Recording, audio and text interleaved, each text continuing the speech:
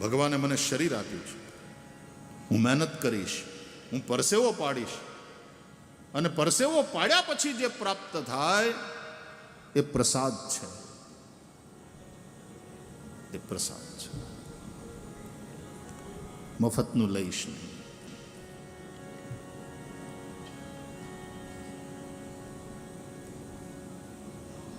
સ્વાધ્યાય પ્રવૃત્તિ ગઈકાલે ભાઈઓની સાથે વાત કરતો હતો પૂજ્ય દાદા પાંડુરંગ દાદા. સ્વાધ્યાયની પ્રવૃત્તિને પણ 100 વર્ષ થઈ રહ્યા છે. ભગવદ્ ગીતા પાઠશાળાને થોડુંક એટલા માટે કીધા વગર નથી રહી શકતો કે હું એ પાઠશાળાનો વિદ્યાર્થી છું.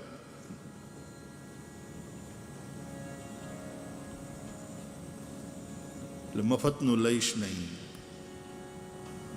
પુરુષાર્થ કર, અર્જુનની જેમ લડ, હાક મારતો જા, મદદ તૈયાર છે. Krishna is with you, Krishna is not for you. ભગવાન મારી સાથે છે, ભગવાન મારા માટે નથી. આ યાદ રાખવું જોઈએ. આઈ એમ સપોઝ ટુ ફાઇટ. યુદ્ધ મારે કરવાનું છે, આ મારું યુદ્ધ છે. કૃષ્ણ મારી સાથે છે. પ્રભુ તમે છો મારા જીવન રથના સારથી. તમે છો મારા જીવન રથના સારથી. કૃષ્ણ તમે છો મારા જીવન રથના સારથી. કૃષ્ણ તમે છો બધા ગાઓ. મારા જીવન રથના સારથી. જ્ઞાન ગીતા ઉપદેશી મુજને, જ્ઞાન ગીતા ઉપદેશી મુજને, બનાવજો પરમારથી. મારા જીવન રથના સારથી. પ્રભુ તમે છો મારા જીવન રથના સારથી. હે કૃષ્ણ તમે છો મારા જીવન રથના સારથી. કૃષ્ણ તમે છો મારા જીવન રથના સારથી.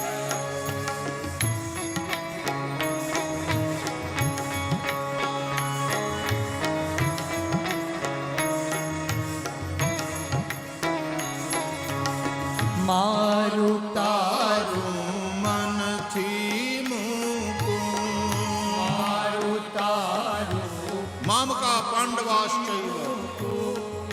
મારું તારું મનથી મૂકું.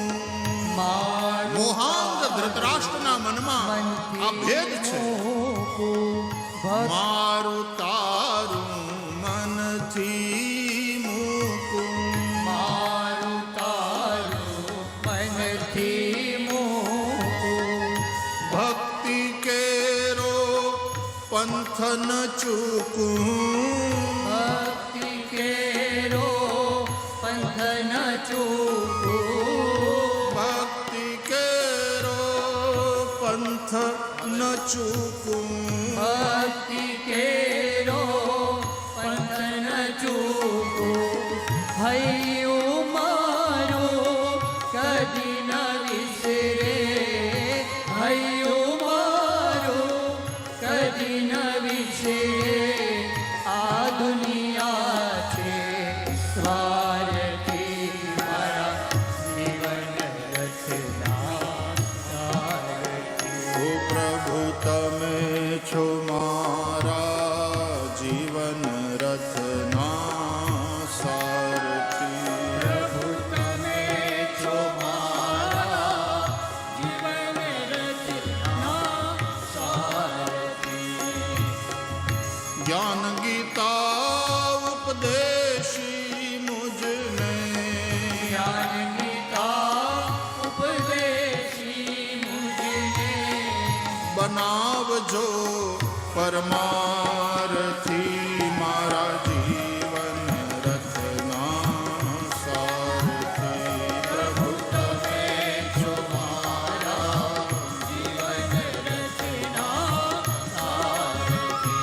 કૃષ્ણ તમે છો મારા જીવન રથના સારથી. કૃષ્ણ તમે જો મારા જીવન રચના સારથી.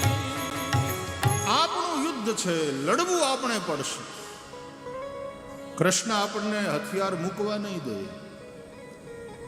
અર્જુનના હાથમાંથી ગાંડીઓ પડી જાય અને અર્જુનને પરસેવો વળવા માંડે, એ જોઈને કૃષ્ણને ચિંતા થાય. પાર્થ એટલે પુરુષાર્થ. ઉત્તિષ્ઠ કૌંતેય યુદ્ધાય કૃત નિશ્ચય. કૌંતે, હે મારી ભાઈના દીકરા, તારી માં અમારી ફઈ ઈ કોઈ દી હારી નથી. તું એનો દીકરો છે. ઉઠ, ઉભો થા, યુદ્ધ કર. ગીતા એ કર્મમાં પ્રેરનારો ગ્રંથ છે.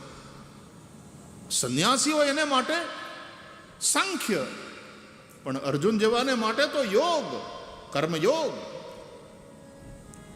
લોકમાન્ય તિલકજી ગીતાના ઉપર જ્યારે કહેશે ત્યારે એની એક દ્રષ્ટિ, અને આદ્ય શંકરાચાર્ય ભગવાન કહેશે ત્યારે એની બીજી દ્રષ્ટિ. એની એ ગીતા પણ જ્ઞાનપરક અર્થો શંકરાચાર્ય ભગવાન બતાવે, અને કર્મપરક વાતો એ લોકમાન્ય તિલક બતાવે. તો સાંખ્ય અને યોગ આ બંને નિષ્ઠા છે. ભગવાને કહ્યું,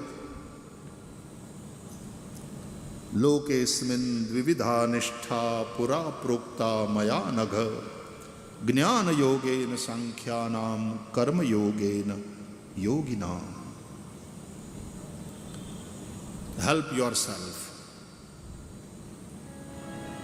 ભગવાન પણ એની જ મદદ કરે છે જે પોતે પોતાની મદદ કરે. બેઠા બેઠા પડ્યા પડ્યા ખાતા રહેવાની જ્યાં વાત હોય, ભગવાન એની સાથે ના હોય.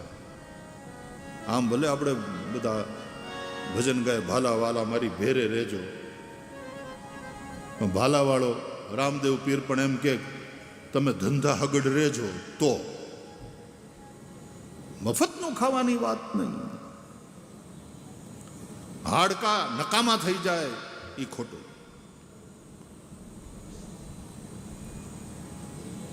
જીવો ત્યાં સુધી કર્મ કરતા રહો. કુર્વન્નેવેહ કર્માણી જીજવિષે છતમ સમાહા, ઉપનિષદ કહે છે. જેનામાં રજોગુણ છે, જે સંસારી છે, કર્મ કરતા કરતા એને 100 વર્ષ પર્યંત જીવવાની કામના કરવી.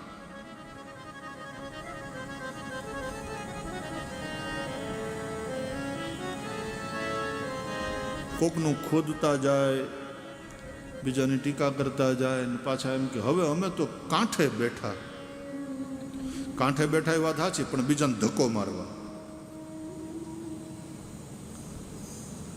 ऐसा जीवन किस काम का? उपयोगी बने. जो ઉપરાષ્ટ્રપતિ બને ને એકવાર, પછી એના રાષ્ટ્રપતિ બનવાના ચાન્સીસ વધારે કહેવાય. શક્યતા છે કે જે ઉપરાષ્ટ્રપતિ છે આજે એ આવતીકાલે રાષ્ટ્રપતિ બને. જે ઉપમુખ્યમંત્રી બને ભવિષ્યમાં એ કદાચ મુખ્યમંત્રી બને એવા ચાન્સ વધારે. એમ જે ઉપયોગી બને એ યોગી બને એવા ચાન્સ વધારે. ભગવાન શ્રી કૃષ્ણ અર્જુનને કહે છે, તસ્માત યોગી ભવાર્જુન. હે અર્જુન, એ માટે થઈને તું યોગી બન. યોગી થવા માટે શું કરવાનું? ઉપયોગી બનવાનું. જીવો ત્યાં સુધી તમે તમારી ઉપયોગિતાને ટકાવી રાખો. જો ઉપયોગિતા ગઈ, ફેંકાઈ જાશો. આ દુનિયાનો દસ્તુર છે. ઉપયોગિતા ટકાવી રાખો. જે પણ ઉપયોગી નથી રહેતું ફેંકાઈ જાય છે. ઉપયોગી બનો. સમાજને માટે ઉપયોગી બનો.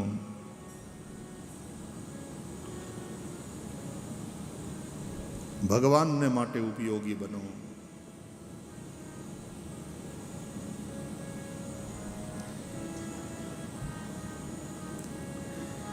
આપણે ત્યાં અર્પણ, તર્પણ અને સમર્પણ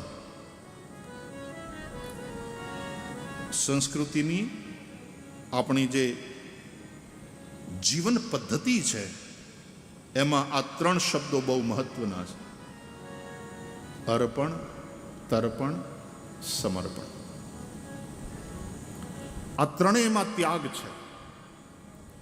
ત્યાગ વિના ન અર્પણ થાય, ત્યાગ વિના ન તર્પણ થાય, ત્યાગ વિના ન સમર્પણ થાય. માટે ત્યાગની ભાવના ઉપનિષદો કહે છે તેન ત્યક્તેન ભુંજીથા. ત્યાગે નહીં કે અમૃતત્વ માનશુ. સમાજ માટે કરેલો ત્યાગ એ અર્પણ. પિતૃઓ માટે કરેલો ત્યાગ, આપણા વડીલો, આપણા મા બાપ, આપણા દાદા દાદી અથવા તો દિવંગત પિતૃઓ એના માટે કરેલો ત્યાગ એ તર્પણ.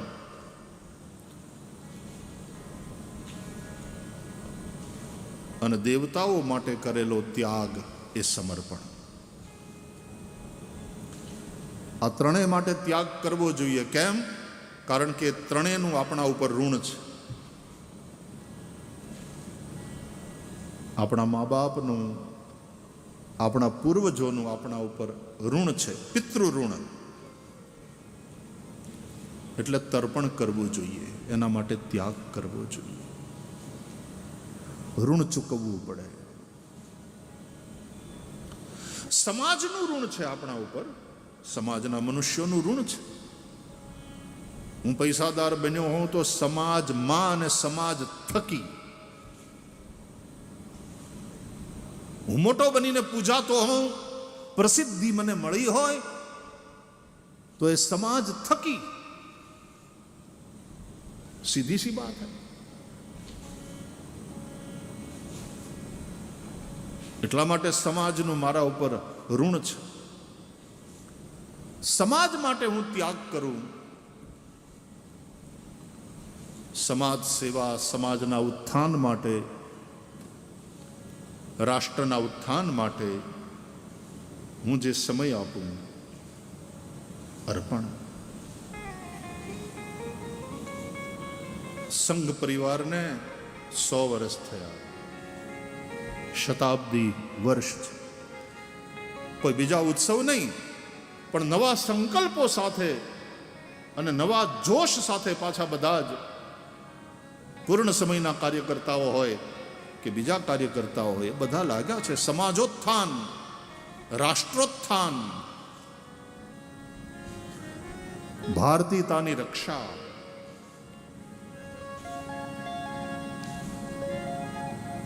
અને એના દ્વારા ભારતને વિશ્વગુરુ બનાવવા તરફ લઈ જવું. એમાં હું શું યોગદાન આપી શકું? એમાં સમયનું યોગદાન એ સૌથી મોટું યોગદાન છે. હા સાહેબ, સંપત્તિનું યોગદાન એના કરતાં સમયનું યોગદાન એ વધારે મહત્વનું. કારણ કે સંપત્તિ તમે આપો તો પાછા કમાઈ લો, પણ જ્યારે તમે સમય આપો છો ત્યારે તમે તમારા જીવનનો એવો હિસ્સો આપી દો છો જે પાછો તમને ક્યારેય મળવાનો નથી. એને તમે પાછા કમાઈ શકવાના નથી. પણ સમય સાર્થક કરવાનો છે. આ કથામાં આપણે બેઠા છીએ, આ સમય આપણને થોડો પાછો મળવાનો. આ સમય જે કથામાં ગયો એ ગયો, પણ નકામો નથી ગયો, સાર્થક થયો. ધન્ય ઘરી સોઈ જબ સત્સંગા. એ ઘડી ધન્ય છે જેમાં સત્સંગ થાય. સત્સંગ દુર્લભ છે. વ્યાસ ભગવાન કહે છે ક્ષણોત્રૈવ સુદુર્લભ. નાવકાશ કદાચિચ્છિદ દિનમાત્રમ તથાપિતુ સર્વથા ગમનમ કાર્યમ ક્ષણોત્રૈવ સુદુર્લભ. કથામાં ગુજારેલી એક ક્ષણ, સત્સંગમાં ગુજારેલી એક ક્ષણ દુર્લભ છે. दुर्लभैव कथा लोके श्रीमद् भागवतोद्भवा. व्यास भगवान कहते हैं कथा दुर्लभा, सुराणाम अपि दुर्लभा, देवोने पण दुर्लभ एवी श्री हरिनी कथा.